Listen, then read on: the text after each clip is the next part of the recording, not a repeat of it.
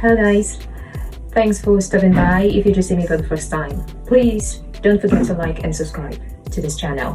Alright, today on my list we'll be talking about women who are spiritually awakened, the common things you will experience during your awakening journey. Yes, and I will be talking about five things you will experience as an awoken woman. For you to know that you are truly awoken, like really awoken, I would like you to watch this video to the end. Number one on my list is you do not beg for love. Yes, a lot of women who have really undergo spiritual awakening, they tend to love themselves more and understand that love isn't something that they have to force, but something that happens naturally. You get to understand that you don't need to beg. You don't need to ask somebody to be committed to you. You don't need to, put on all those dramas for somebody to be in your life. It's not about being detached or something. It's about you feeling yourself more and giving yourself all the attention you're probably asking from someone else. The second on my list is you grow. Yes, trust me when I say this. People notice when you are in this, experiencing these changes, especially the second one.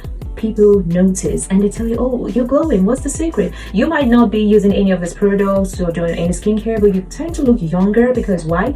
You are at the stage of your life where you are balancing. Right, you're balancing everything. You understand that you don't need to force things, and you don't need to, force things that doesn't align with you. So that's the second thing you, as an awakened woman, is going to experience. And number three on my list is you believe, or rather, you hold on to what's it called?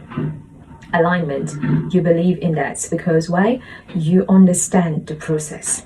You understand it, right? So you don't need to force things. Don't react. You know that you are the main character of whatever situation you find yourself. You understand that you are the main character here. So that's it. And number four is you easily say no.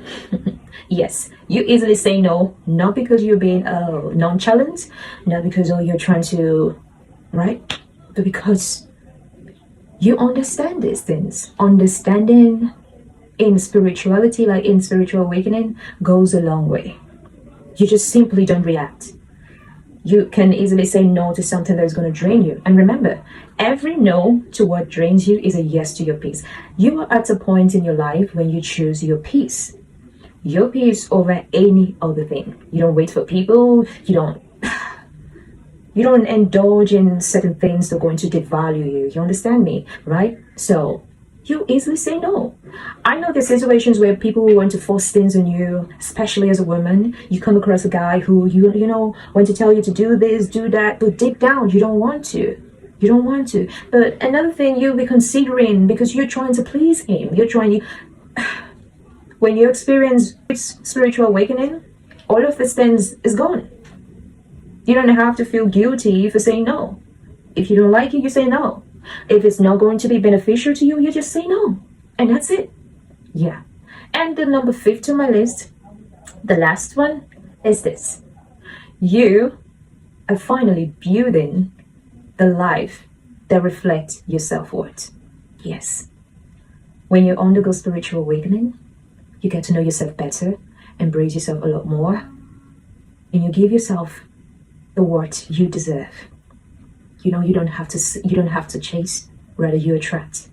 All of these things, they are like your manifestation, the things you manifest. You check your thoughts. You don't react. You don't force things. Just imagine how peaceful it will be for you. I know, and I'm very grateful that a lot of women like me are getting to, pull themselves together and embrace themselves a lot more. And they are, practicing this awakening, right? And my aim is for women all over the world to get to embrace themselves and stop chasing. You might be telling yourself, oh, I don't chase, but deep down you're chasing. Why would you react? Why should you be reacting? That's the question you should be asking yourself. Oh, he said he doesn't want me anymore. Why are you reacting? Why are you crying?